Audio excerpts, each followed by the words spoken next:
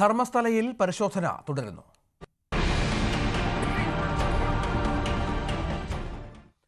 കർണാടകയിലെ ധർമ്മസ്ഥലയിൽ നിരവധി പേരെ കൊലപ്പെടുത്തി കുഴിച്ചിട്ടുവെന്ന് കരുതുന്ന സ്ഥലത്ത് നിന്ന് ആധാർ കാർഡ് ഉൾപ്പെടെ നിരവധി വസ്തുക്കൾ ലഭിച്ചു.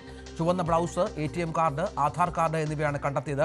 ആധാർ കാർഡിൽ ലക്ഷ്മി എന്ന പേരും ATM കാർഡ് പുരുഷന്റേത് എന്നുമാണ് ആക്ഷൻ കമ്മിറ്റി അഭിഭാഷകൻ മഞ്ജുനാഥ് അറിയിച്ചിരിക്കുന്നത്. ശുചീകരണ തൊഴിലാളി നൽകിയ സൂചന പ്രകാരം അടയാളപ്പെടുത്തിയ പോയിന്റ് 1-ൽ നിന്നാണ് കാർഡുകൾ കിട്ടിയത്. KV ബൈജു ഏറ്റവും പുതിയ വിവരങ്ങളുമായി ചേരും. ബൈജു, ഇന്നലെ ഇതുമായി ബന്ധപ്പെട്ട തെളിവുകളൊന്നും ലഭ്യമാകാതെയാണ് തെരച്ചിൽ അവസാനിപ്പിച്ചത്. ഇന്ന് രണ്ടാം ദിവസം കൂടുതൽ തെളിവുകളിലേക്ക്, കൂടുതൽ ഇതുമായി ബന്ധപ്പെട്ട കണ്ടെത്തലുകളിലേക്ക് കടക്കുന്നുവെന്നാണോ?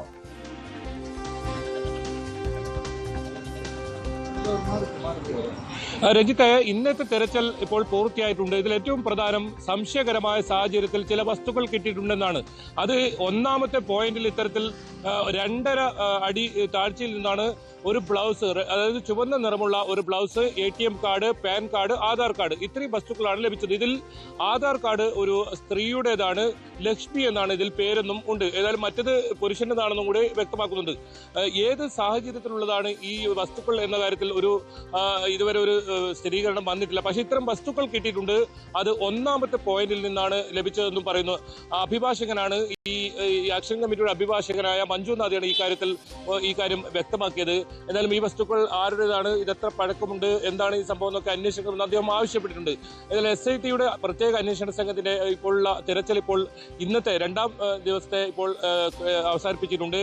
DGP പ്രണബ് മോദി അല്പസമയത്തിന് മുമ്പാണ് ഞാനിപ്പോൾ നിൽക്കുന്ന ഈ സ്ഥലത്ത് നിന്നും തിരിച്ചു പോയത്. അദ്ദേഹം ഇന്ന് ഈ അന്വേഷണ സംഘത്തിനെ നേരിട്ട് കണ്ട് അന്വേഷണ പുരോഗതി വിലയിരുത്താനെത്തിയതാണ്. അദ്ദേഹം ഈ പ്രാഥമിക ഘട്ടത്തിലാണ് അന്വേഷണം എന്നാണ് അദ്ദേഹം പറഞ്ഞത്. അതുകൊണ്ട് തന്നെ അദ്ദേഹം കൂടുതൽ ഈ കാര്യത്തിൽ പ്രതികരിക്കാനൊന്നും തയ്യാറായിട്ടില്ല.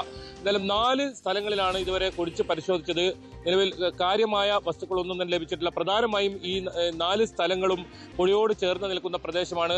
വലിയ തോതിൽ വെള്ളം ഇതിൽ കുഴിക്കുമ്പോൾ പുറത്തേക്ക് വരുന്ന സാഹചര്യമുണ്ട്. അതുകൊണ്ട് തന്നെ അതൊരു ഈ അന്വേഷണത്തിന് ഒരു വെല്ലുവിളിയാണ്, പരിശോധനയ്ക്ക് ഒരു വെല്ലുവിളിയാണ്.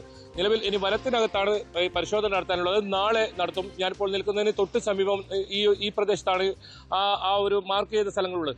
ആ സ്ഥലങ്ങൾ നാളെ പരിശോധിക്കും. ഇന്നത്തേക്കുള്ള പരിശോധന പൂർത്തിയായി. ശുചീകരണ തൊഴിലാളിയും കൊണ്ട് ഇപ്പോൾ അല്പസമയം മുമ്പാണ് സംഘം ഇവിടെ നിന്നും മടങ്ങിയത്. രഞ്ജിത്ത്, KV ബൈജു ആണ് വിവരങ്ങൾ പങ്കുവെക്കുന്നത്. ധർമ്മസ്ഥലയിൽ രണ്ടാം ദിവസം കുറച്ചുകൂടി അന്വേഷണ സംഘത്തിന് തെളിവുകൾ ലഭിക്കുന്നു എന്നാണ് സൂചന. SIT അന്വേഷണത്തിൽ പൂർണ്ണ തൃപ്തിയുണ്ടെന്ന് കൊല്ലപ്പെട്ട സൗജന്യയുടെ അമ്മ ന്യൂസ് 18നോട്. കൊല്ലപ്പെട്ടവരുടെ കുടുംബാംഗങ്ങൾക്ക് നീതി ലഭിക്കണമെന്നും സൗജന്യയുടെ അമ്മ പ്രതികരിച്ചു. അനീതിക്കെതിരെ എല്ലാ രാഷ്ട്രീയ പാർട്ടികളും ഒന്നിച്ചു നിന്ന് പോരാടണമെന്നും, എന്നാൽ മാത്രമേ നീതി നടപ്പിലാകൂ എന്നും action committee chairman Mahesh Shetty Thimarodi പറഞ്ഞു. SIT ತನಿಖೆಗೆ ಕಳಿಸಿದಂತ ನನಗೆ ಸಂತೋಷ ಆಗಿದೆ.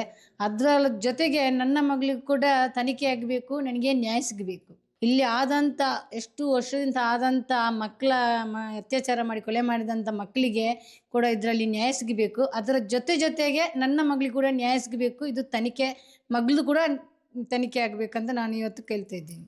ಧರ್ಮಸ್ಥಳ ರಿಪಬ್ಲಿಕನ್, ಧರ್ಮಸ್ಥಳ ಏನಾ ಭಾರತದ ಒಳಗೆ ಇಲ್ಲ, ಅದು ಭಾರತ ದೇಶದ ಒಳಗೆ ಇಲ್ಲ, ಅದು ಬೇರೆ ದೇಶ. ಅದಕ್ಕೆ ಕಾನೂನೇ ಬೇರೆ, ಅದಕ್ಕೆ ಪೊಲೀಸ್ ಇಲಾಖೆಯೇ ಬೇರೆ, ಅದಕ್ಕೆ ರಾಜಕೀಯ ವ್ಯವಸ್ಥೆ ಬೇರೆ. ನಾವು ಹೇಳೋದು ಅಲ್ಲೆಲ್ಲ ವಿಧಾನಸೌಧ ಮಾಡಬೇಕು, ಧರ್ಮಸ್ಥಳದಲ್ಲಿ ವಿಧಾನಸೌಧ ಮಾಡಬೇಕು. ಯಾಕಂತ ಹೇಳಿದ್ರೆ ಎಲ್ಲ ಈ ಅತ್ಯಾಚಾರಿಗಳ ಚೇಲಗಳು ಇವರು. ಅದಕ್ಕೆ ಹೇಳುವಂಥದ್ದು ಇಲ್ಲಿ ನ್ಯಾಯ ಸಿಗುವುದಿಲ್ಲ. ಅದಕ್ಕೆ ಒಂದು ಒಳ್ಳೆ ರೀತಿಯ ಈ ದೇಶದ ಕಾನೂನಿನ, ಈ ದೇಶದ ಧರ್ಮದ, ಈ ದೇಶದ ಎಲ್ಲ ವರ್ಗದ ಜನರ ಮೇಲೆ ನಂಬಿಕೆ ಇದ್ದಂಥವರನ್ನು ಸೇರಿಸಿಕೊಂಡು ಒಂದು ಒಳ್ಳೆ ಟೀಮ್ ಮಾಡಿ ತನಿಖೆ ಮಾಡಿಸ್ಬೇಕು. ಆದರೆ ಮಾತ್ರ ಸತ್ಯ ಹೊರಗಡೆ ಬರ್ತದೆ, ಇಲ್ಲ ಬರುವುದಿಲ್ಲ. ಇದು ಜಗಜ್ಜಾಹಿರಾಗಬೇಕು. ಪೊಲೀಸ್ ತನಿಖೆ ಯಾಕೆ ಮಾಡೋದಿಲ್ಲ? ಇಡೀ ಸಮಾಜಕ್ಕೆ ತಿಳಿಬೇಕು.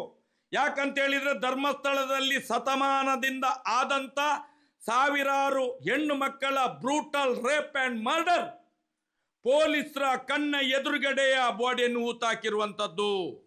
ಇವತ್ತು ಆ ಬಾಡಿಯನ್ನು ಇವನು ತೆಗೆದು ಮೇಲಕ್ಕೆ ಕೊಟ್ಟರೆ ಇಡೀ ಕರ್ನಾಟಕ ಪೊಲೀಸ್ ಇಲಾಖೆಯ ಮಾನ ಮರ್ಯಾದೆ ರಸ್ತೆಗೆ ಬರ್ತದೆ.